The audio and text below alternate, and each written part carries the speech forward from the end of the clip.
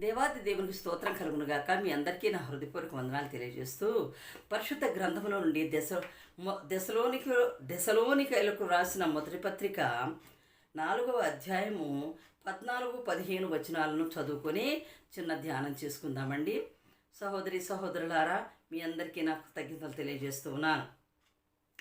సహోదరులారా, మేము మీకు బోధించినది ఏమనగా, అక్రమంగా నడుచుకునే వారికి బుద్ధి చెప్పుడి. హల్లెలూయా.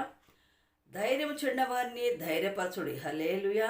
చూడండమ్మా, మరి సహోదరి సహోదరులారా, మరి పరిశుద్ధుడైన పౌలు దెసలోనికలో ఉన్నటువంటి సంఘస్థులకు వ్రాస్తూ ఉన్నటువంటి లేఖ ఇది. కాబట్టి ఇది మనం కూడా పొందుపరచుకోవాల్సిన వారమై ఉంటున్నాం. ఏమంటున్నాడు? సహోదరులారా, మేము మీకు బోధించినది ఏమనగా, అక్రమంగా నడుచుకునే వారికి బుద్ధి చెప్పండి. అక్రమ కార్యములు చేసేవారికి బుద్ధి చెప్పవలసిన వారమై ఉంటున్నాము. మనం చేయకూడదండి. మనం చేస్తూ ఇతరులకు చెప్పడానికి అర్హత లేదు, మనకి అర్హులము కాము. కనుక మనము అనుసరిస్తూ మనం మంచి నడవడికలో ఉండి ఇతరులకు చెప్పవలసిన వారమై ఉంటున్నాం. కాబట్టి ధైర్యం చెడిన వారికి ఏం చెప్పమన్నాడు? వారిని ధైర్యపరచండి అంటున్నాడు. హల్లెలూయా. దేవునికి స్తోత్రం కలుగును గాక. బలహీనులకు ఊతమియ్యండి.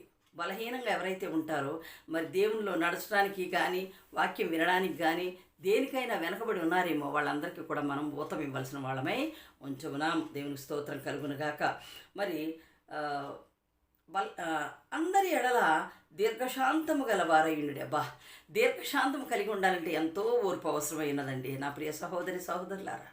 ఎంతో మనల్ని గేలి చేస్తారు, అవమానిస్తారు, నిందిస్తారు, అపనిందలు వేస్తారు. అయినప్పటికీ వాడిని ఏమీ అనొద్దంటున్నాడు దేవుడు. కానీ మనం మానవ శరీరంలో ఉన్నాం కదండి, మనకు అప్పుడప్పుడు కోపం వస్తూనే ఉంటుంది. కాబట్టి వాటన్నిటిలో ఒకటి దీర్ఘశాంతం కలిగి ఉండమంటున్నాడు. దేవునికి స్తోత్రం కలుగునుగాక. మరి అట్లాగే కీడుకు ప్రతి కీడు, ఎవడు కూడా కీడునకు ప్రతి కీడు ఎవరికైనాను చేయకుండా చూసుకోవాలంటాడు. ఎవరికైనా సరే మనం కీడు చేసిన వాడికి ప్రతి కీడు చేయొద్దండి, వాడే అనుభవిస్తాడు. హల్లెలూయా.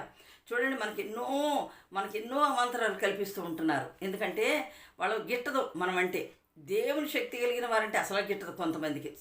అబ్బా, నేను ఎంత అనుభవిస్తూ ఉంటానో చెప్పలేనండి. దేవుని శక్తి కలిగిన వారం కదా, సైతాన్లు వాళ్ళ మీద ఉన్నప్పుడు మనల్ని ఏ విషయంలో కూడా ఓర్చుకోలేరు. కాబట్టి వాళ్ళ పట్ల మనం దీర్ఘశాంతం కలిగి ఉండాలి. ఎవడో వాడు కీడు చేస్తున్నాడు కదా అని మనం ప్రతి కీడు ఎవరికి కూడా చేయకూడదు సుమండి. దేవుని స్తోత్రం కలుగునుగాక. మరి మీరు ఒకని ఎడల ఒకడును మనుషులందరి ఎడలను ఎల్లప్పుడూ మేలైన దాన్ని అనుసరించి నడుచుకోమంటున్నాడు. మనం ఎప్పుడు కూడా మేలైన దాన్ని అనుసరించి మనం నడుచుకోవాల్సిన వారమై ఉంచుకున్నాం. దేవాది దేవునికి స్తోత్రం కలుగునుగాక. నా ప్రియ సహోదరి సహోదరులారా, ఎంత గొప్ప మాటలు మన కొరకు రాయబడి